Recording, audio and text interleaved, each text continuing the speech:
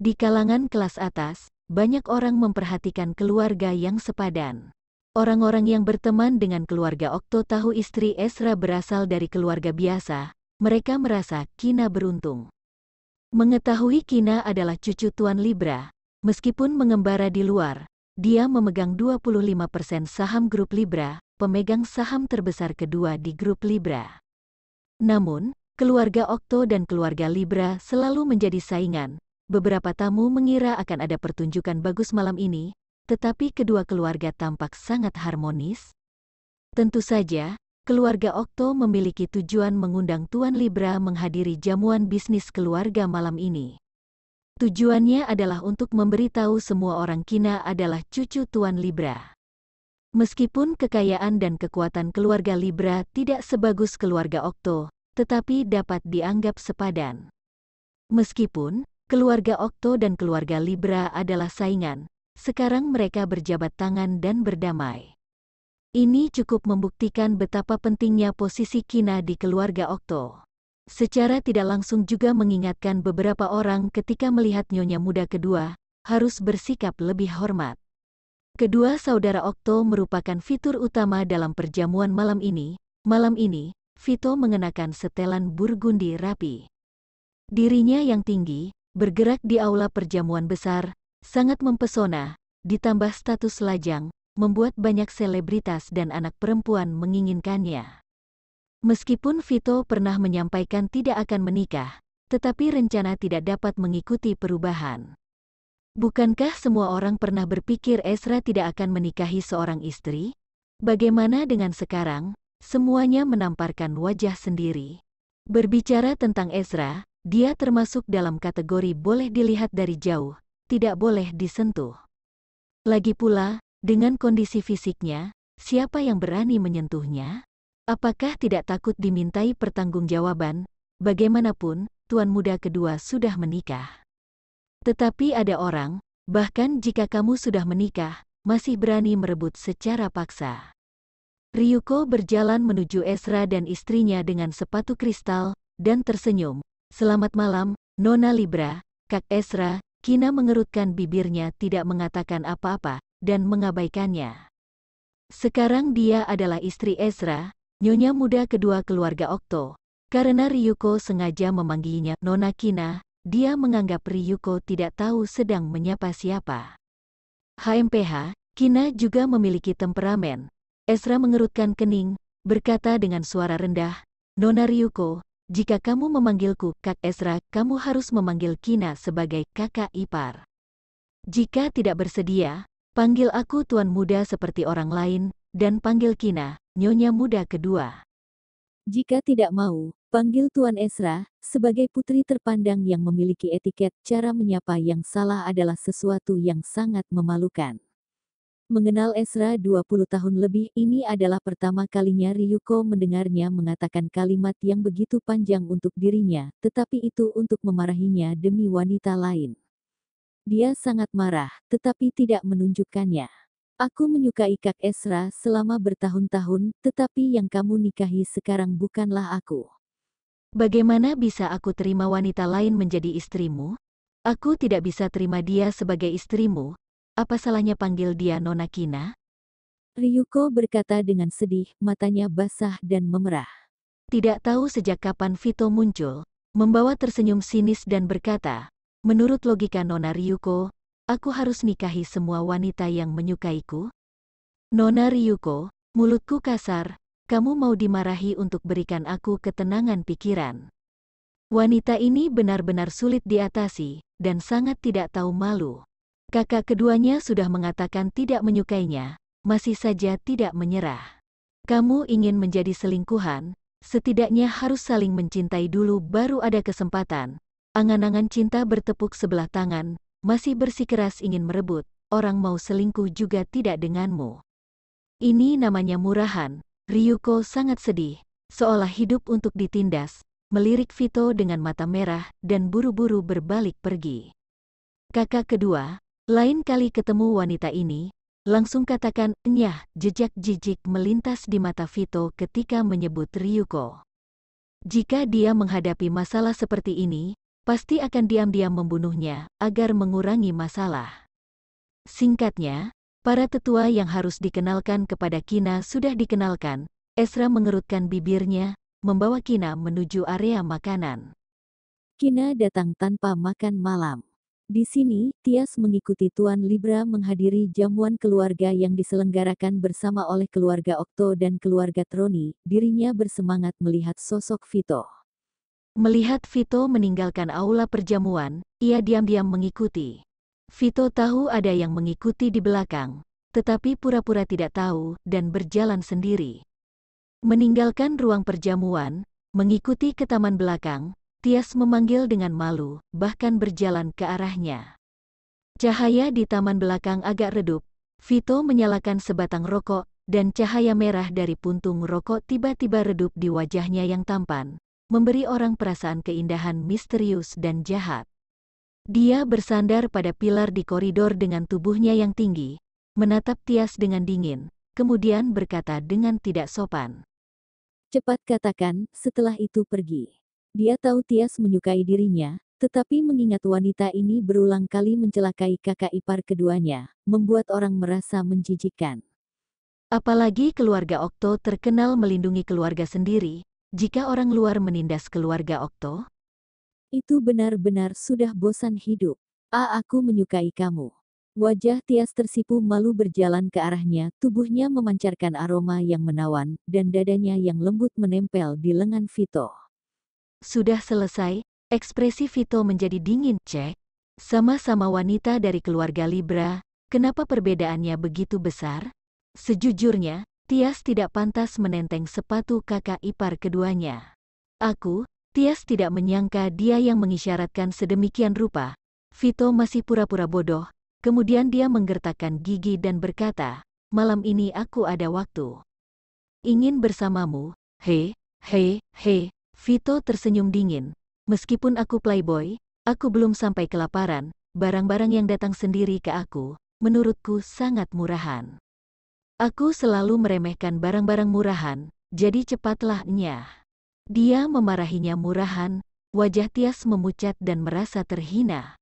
Sudah sampai tahap ini, dia tidak ingin pergi, memegang botol di saku rok. Vito mengisap beberapa kali, lalu mulai berjalan kembali ke aula. Tes kabut putih menyembur ke wajah Vito. Vito refleks melambaikan tangannya, menamparkan wajah Tias dengan tidak sengaja. Dia tidak pernah memukul wanita, namun, di matanya, Tias bukanlah seorang wanita. Sialan, apa yang kamu semprotkan? Vito mencekik leher Tias, wajahnya yang tampan berubah kesal. Wanita sialan ini sangat tidak tahu malu. Sialan, apa yang kamu semprotkan? Vito mencekik leher Tias, wajahnya yang tampan berubah kesal. Wanita sialan ini sangat tidak tahu malu, tidak ada. Tias menjawab dengan sedikit darah mengalir dari sudut mulutnya, menahan kepanikan yang luar biasa. Suasana hati Tias sedikit kacau sekarang, dirinya berpikir selama bisa bertahan sedikit lagi, pasti akan berhasil.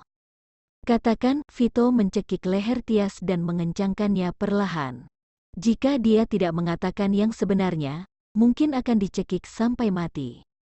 Tiba-tiba, dia merasakan sensasi abnormal samar-samar naik di tubuhnya. Perasaan ini sangat familiar baginya. Kesadaran ini membuat Vito tiba-tiba memiliki keinginan untuk membunuh, dan Tias menatap matanya yang merah dan mengerikan. Mata bunga persik yang mempesona itu memancarkan aura pembunuh. Rasa dingin muncul dari telapak kakinya, dan langsung menuju dahinya. Tias, kamu pikir bisa dapatkan aku dengan cara tercela seperti ini? Konyol sekali, wanita tidak tahu malu sepertimu. Sekalipun berbaring di tempat tidur membuka kedua kaki, bahkan jika aku diberi obat, juga jijik melihatmu. Setelah Vito mengatakan ini dengan kesal, lalu mendorongnya menjauh. Beraninya menjebak dia akan balas ini suatu hari nanti. Tias mengejarnya, memeluknya dari belakang, menggosok tubuhnya dengan terampil, mencoba membangkitkan nafsunya. Vito, Tias mengumpulkan keberanian memanggil namanya, dan berkata dengan suara yang sangat gerah, lembut dan menawan, jangan pergi, aku sangat menyukaimu. Tahukah kamu, Aku menyukaimu selama bertahun-tahun. Setiap kali melihatmu bersama wanita lain, itu sungguh menyakitkan, aku. Ekspresi ganas melintas di wajah Vito. Sebelum dia menyelesaikan kata-katanya, Vito meremas lengannya yang ramping dengan telapak tangannya yang besar. Detik berikutnya, langsung kreak mematahkan lengan Tias. Ah, Tias menjerit, wajahnya yang merah sekarang sangat pucat, dahinya berkeringat, dan lengannya yang patah muncul rasa sakit yang memilukan, yang hampir membuatnya pingsan. Dia tidak menyangka Vito tidak hanya memukuli wanita, tetapi juga menggunakan cara kejam pada wanita. Vito mengabaikan teriakan Tias, menahan hasrat yang dibangunkan oleh obat itu, dan pergi tanpa melihat ke belakang. Bahkan jika Tias melakukan kesalahan, dia layak mendapatkannya. Drama baru sudah selesai. Albert yang baru saja kembali ke Leicester, begitu keluar dari lift, langsung menabrak dada besar. Dia mendongak dan berteriak, "Tuan muda ketiga," karena dia membantu mempromosikan film baru beberapa hari yang lalu. Albert sangat berterima kasih padanya. Obat yang Tias berikan padanya memiliki efek yang cukup keras. Vito sedikit menyipitkan matanya, penglihatannya agak kabur, hingga tidak bisa segera mengenali Albert. Dalam keadaan penglihatan yang buruk, indera penciuman paling sensitif, wangi samar tubuh wanita ini sangat menggoda di ujung hidungnya, dan hasrat membara di tubuhnya semakin terpancing oleh wangi tubuhnya. Albert merasa ada yang salah dengan Vito, wajahnya sedikit aneh, dan matanya kabur. "Tuan muda ketiga, kamu baik-baik saja," dia menggoyangkan tangan, di depan matanya yang terhuyung-huyung. Vito meraih pergelangan tangannya dan menariknya ke dalam pelukan. Sebelum dia bereaksi, segera menundukkan kepala mencium bibirnya. Albert tidak menyangka Vito akan melakukan perilaku konyol seperti itu pada dirinya. Dalam ketakutan, mati rasa di bibirnya membuatnya tiba-tiba sadar kembali, dan menamparkan wajahnya. "Beraninya kau menamparku," wajah tampan Vito menoleh ke samping. Ekspresinya cemberut dan pergelangan tangannya dicekik. Tidak ada wanita yang berani memukulnya, wanita ini sudah bosan hidup. Matanya menyipit berbahaya, dia merasa wanita itu sangat familiar, tetapi tidak bisa mengingat siapa itu. Malas memikirkannya, mungkin salah satu dari banyak wanitanya. "Memangnya kenapa pukul kamu, dasar brengsek, lepaskan aku!" Albert berteriak meronta, dan tidak lupa menendangnya. Awalnya karena dia adalah saudara ipar Kina, dia melonggarkan kewaspadaan padanya, tidak disangka pria ini tidak tahu malu, beraninya menciumnya dengan paksa. Vito yang tidak waspada ditendang oleh sepatu hak tingginya, ada rasa sakit di betisnya. Hasrat dan kemarahan di tubuhnya membara pada saat bersamaan. Dia menekan Albert ke dinding dengan tubuhnya yang tinggi. Ciuman yang luar biasa datang, untuk menghukumnya. Dia mencium sangat keras, menghisap dan menggigit dengan kuat. Albert mengerutkan kening, sekuat tenaga menggigit bibirnya. Vito tidak kunjung melepaskannya. Perlahan-lahan, bau karat asin menyebar di antara kedua orang itu. Telapak tangannya yang besar berenang mengitari tubuhnya. Albert sadar pria ini akan menyerang dirinya. Dia sangat marah hingga ingin membunuh. Bajingan ini, tetapi keterampilan menggoda pria ini sangat luar biasa. Sangat paham di mana titik sensitif wanita. Albert yang berjuang untuk melawan, secara bertahap kalah dalam pertempuran. Kepalanya pusing dan tidak bisa berpikir. Perasaan aneh yang belum pernah dia alami muncul dari tubuhnya, yang membuatnya sedikit takut dan gugup. Vito mengulurkan tangan, mengeluarkan diamond card dari saku jasnya, dan dengan santai membuka kamar suite presiden. Bagi yang memiliki Diamond Card Hotel dapat check-in tanpa registrasi di depan resepsionis, dan dapat memilih kamar mereka sendiri. Dalam hal cinta, Vito selalu menjadi pria romantis. Tangannya dengan erat memeluk pinggangnya, menendang pintu hingga terbuka, dan kemudian dengan lembut meletakkan Albert di tempat tidur, lalu dengan cepat melepas pakaian satu sama lain. Kemudian menindihnya di aula perjamuan. Tangan Tias yang patah menyebabkan sensasi yang luar biasa. Pihak penyelenggara dengan cepat mengirim seseorang untuk membawanya ke rumah sakit. Kina tahu Albert baru kembali ke Leicester, dan kebetulan tinggal di dekat sini, jadi mengundangnya ke pesta. 10 menit yang lalu, Albert meneleponnya mengatakan sudah tiba di hotel, kenapa sampai sekarang tidak terlihat batang hidungnya. Ezra melihat ada yang aneh dengan ekspresi istrinya, dan berbisik, ada apa? Tadi Albert bilang dia segera datang, kenapa sampai sekarang belum datang? Aku khawatir terjadi sesuatu. Kina mengatakan apa yang dia pikirkan dari lubuk hatinya. Mungkin karena dijebak Tias beberapa kali, dirinya trauma, dan terkadang memikirkan yang tidak-tidak. Jangan khawatir, telepon lagi, katanya, menyerahkan HP padanya. Kina menganggukkan kepala, mengambil HP dan menelepon nomor Albert. Telepon pertama tidak ada yang menjawab, dia menelepon lagi. Setelah berdering cukup waktu baru ada yang menjawab. Halo, suara seksi pria yang rendah dan serak terdengar di telinga. Kina tercengang, memeriksa nomornya, memastikan tidak salah menelepon, lalu berkata, siapa kamu? Suruh Albert untuk jawab telepon.